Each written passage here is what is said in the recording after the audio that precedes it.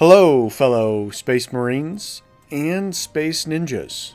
Today, we're asking a question. Why did Warframe sail and Planetside fail? And I think the first thing that people are going to think is, but Cyrious, one's a third-person, primarily PvE, peer-to-peer lobby shooter, and the other is a PvP-only, open-world, combined arms first-person shooter. You're comparing apples and oranges here. Where are you going with this, man? Let's step back in time here about 10 years. 2008, both of these games were in their early infancy. At that time, Warframe was evolving out of Digital Extreme's title, Dark Sector. And the idea of doing Planetside 2 was probably just getting kicked around at the highest ranks in Sony Online Entertainment then, Daybreak Games now. The idea of free-to-play games was taking the market by storm. Internationally, they were already accepted and a success, and they were picking up steam in the US. RuneScape was a big hit with its free-to-play model. In 2009, Dungeons & Dragons Online went free-to-play and reported huge revenue gains. When Turbine made the leap with Lord of the Rings in 2010, in-game item sales doubled, and unique player logins almost tripled.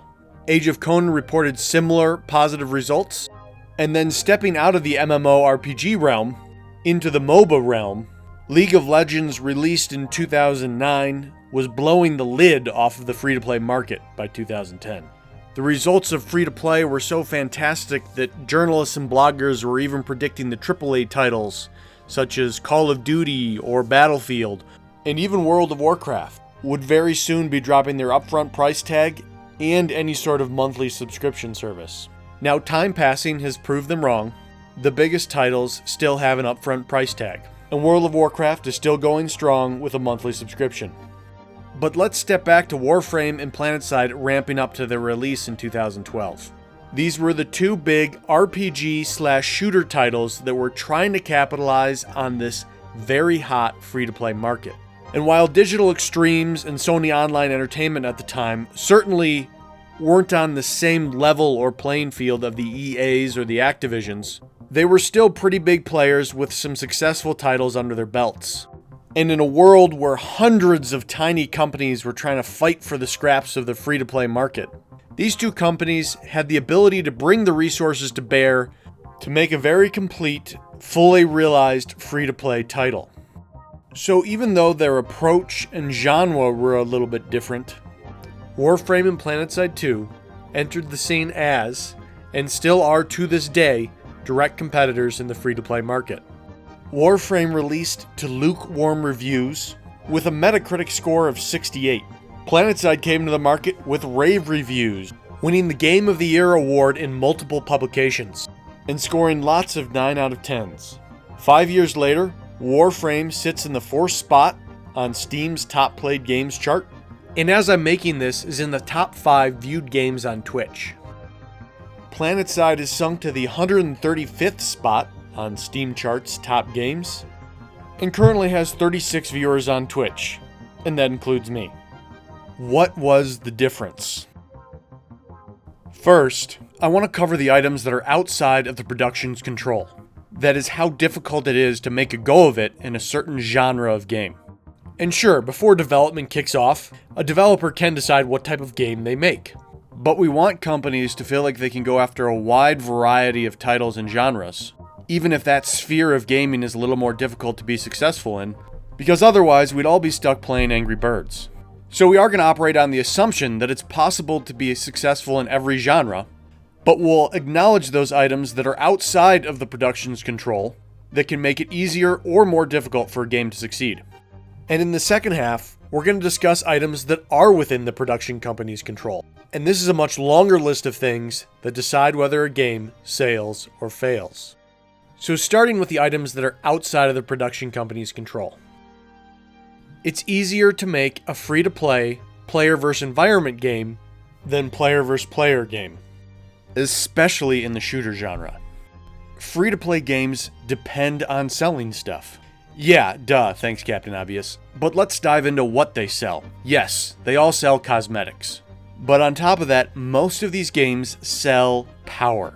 If you pay for the game, you have a greater ability to defeat the bad guys, whether they are AI or player controlled. A lot of people hail League of Legends as the model free-to-play game that avoids the pitfalls of pay-to-win by selling a whole bunch of cosmetics.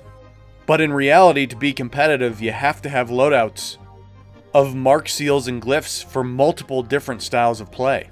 So you can't go out there at level 0 and even hope to be mechanically on the same playing field as more experienced players.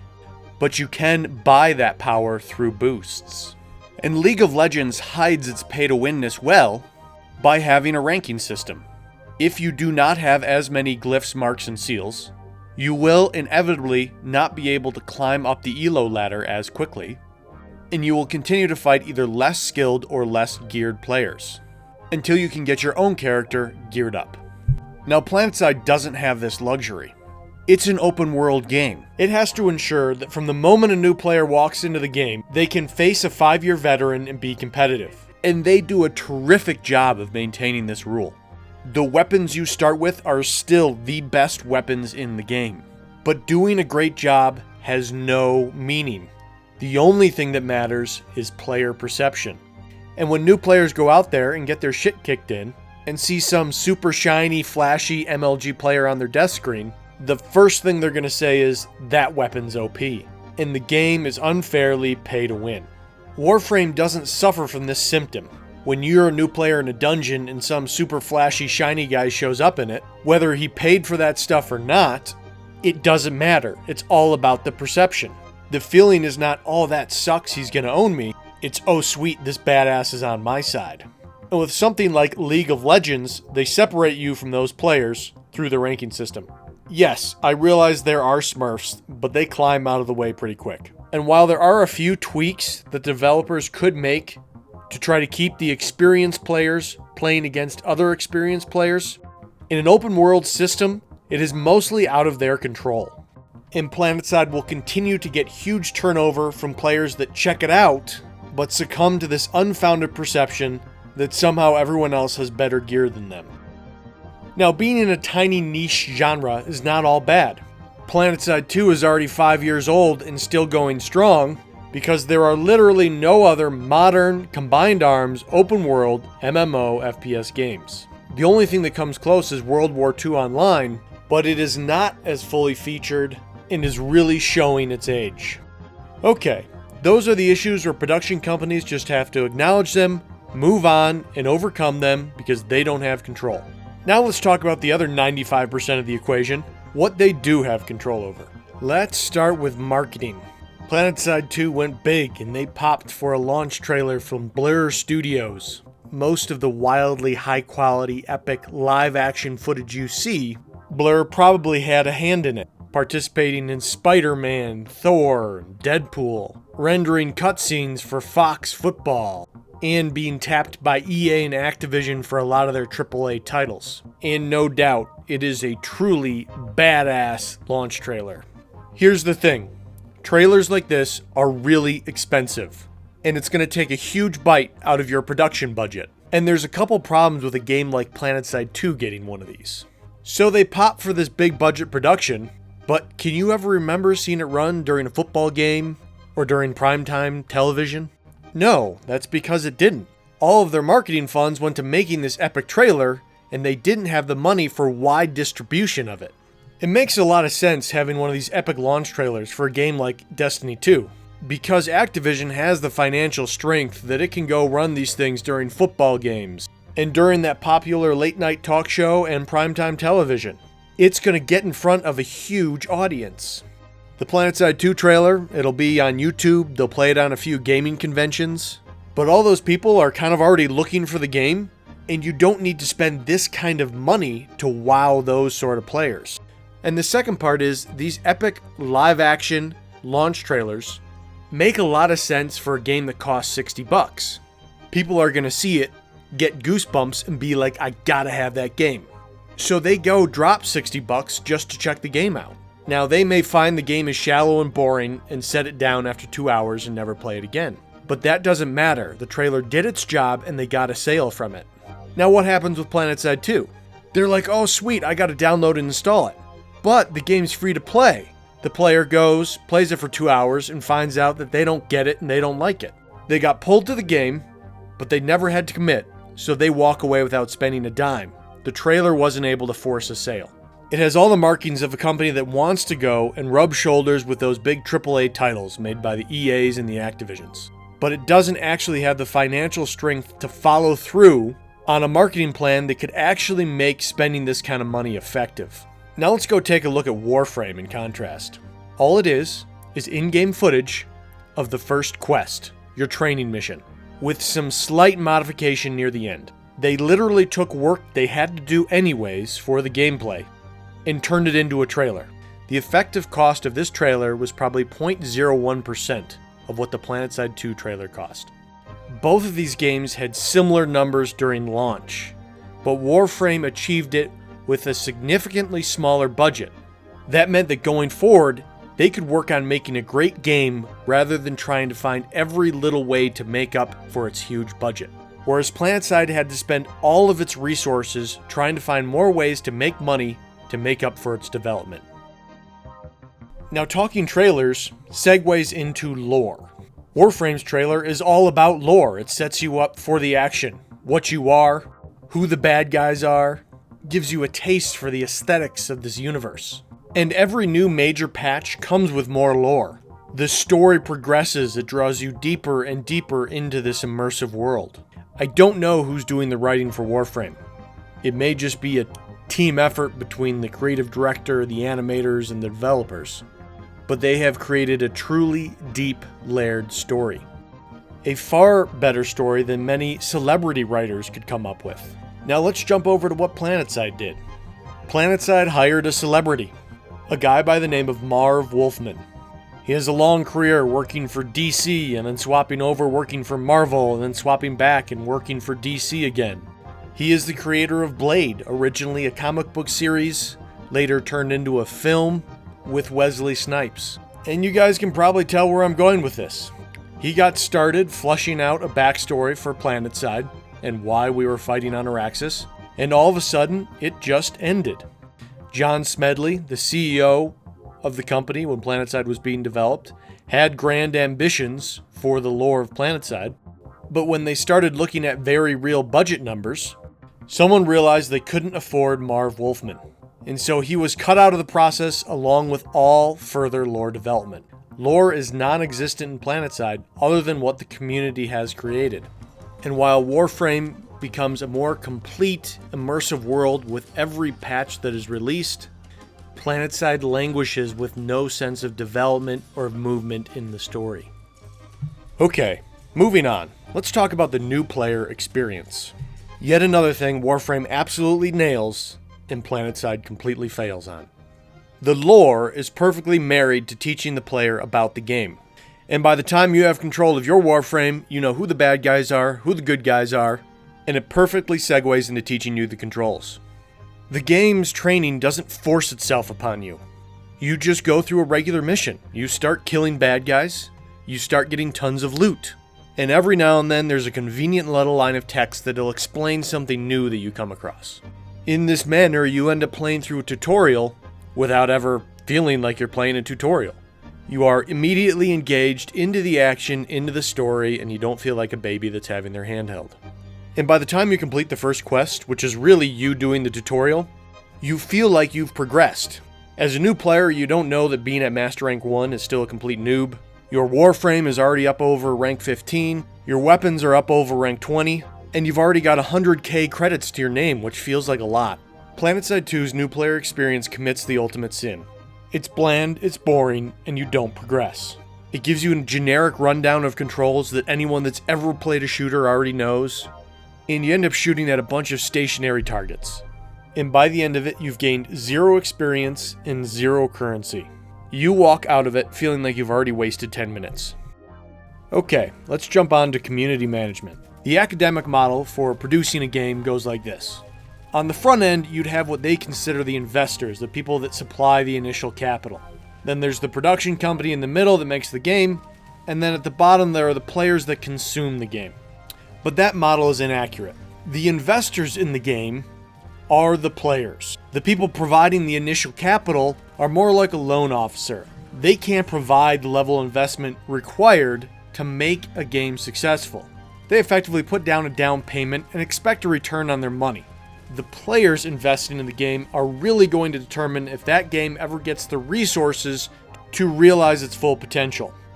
Players want to know that what they've invested in is going in the right direction.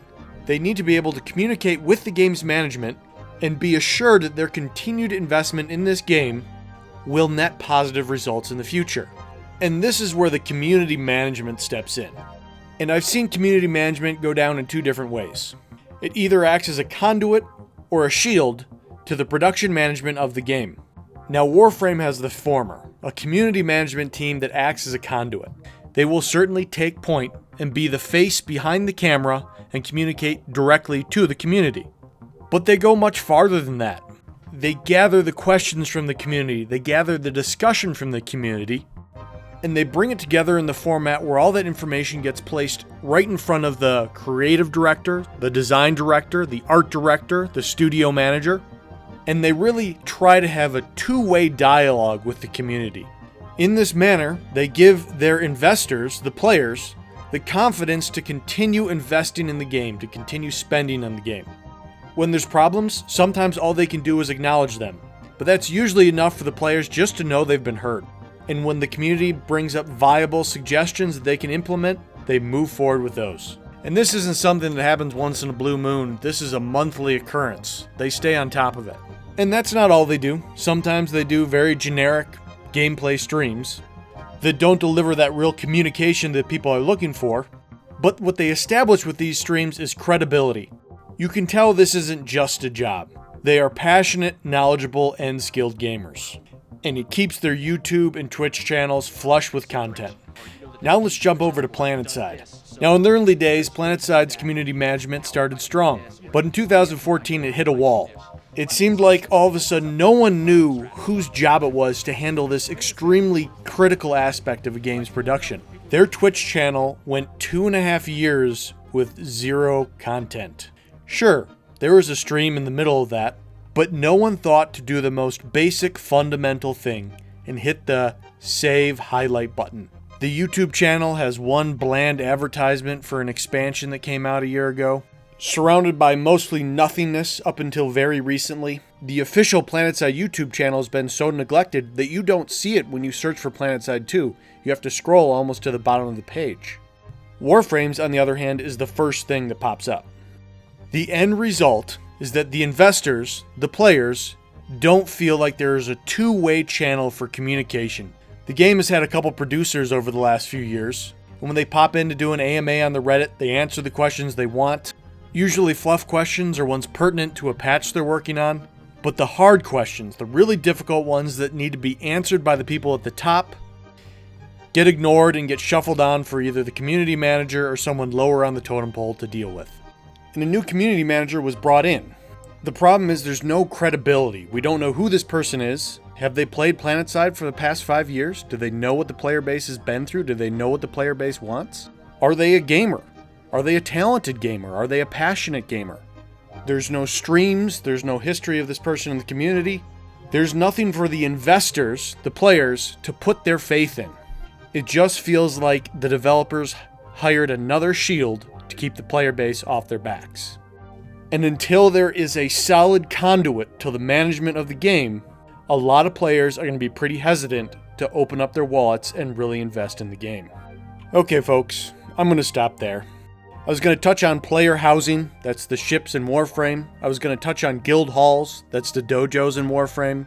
I was going to touch on crafting and companions and how Warframe has integrated itself with a mobile app. I was going to touch on how Warframe, when they need to do a big marketing push, they go invest in their community. They put it all into their existing streamers. And they reward their players that watch those streams with millions of credits. But I don't think I need to. I think you guys get the point. Warframe is hitting its concept from all angles. And it is firing on all 170 plus cylinders of its dev team. Planetside did one thing. Epic scale, combined arms FPS. And it hasn't found a way to do everything else it needs to be a fully realized, complete MMO RPG FPS. it's left firing on its small team of maybe 3 to 5 cylinders that are full-time on this game. They do not have the resources they need to truly compete against all the other fantastic games out there on the market. Okay, that's where I'm going to leave you for today. Thank you for your continued support, sharing it with your friends, or subscribing. Stay tuned for more discussion very soon. Until then, I will see you Planetside.